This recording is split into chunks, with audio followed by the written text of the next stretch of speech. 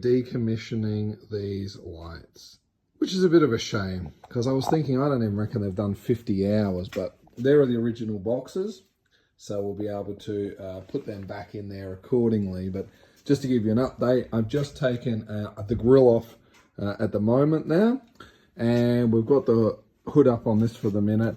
The cabling that was done has been pretty immaculately routed in, so it took quite a bit of time to remove the old stuff and the old ballasts as well. These were for the 70 watt ones, what we had on that. And there's the igniters for them. It's interesting, in the boxes, if I'm still not mistaken with those, that's just a spare Blitz 240. But along with the covers, that was what we were looking for.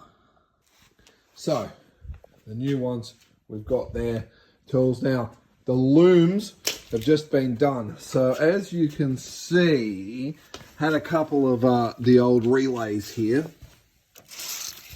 that were there. They are not going to be used anymore. So that's all just been pulled apart.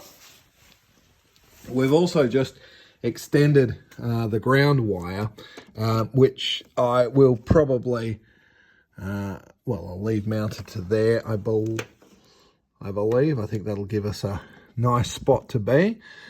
And then the other thing is that we've got the new relay to mount, which I'll probably just bolt. I'm not really sure where that's going to go yet. We'll find somewhere. But most importantly, this is the old switch wire for the second set of lights and our power feed. So we'll group that up accordingly if we want to run another pair in later on. The old lights are still there, as you can see. This is our old loom that was still there. So we can trail that for one light here and one light over there and clean all that up.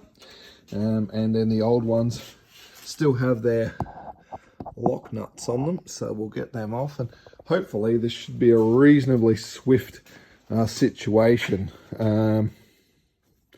That's about it. We'll get on with it.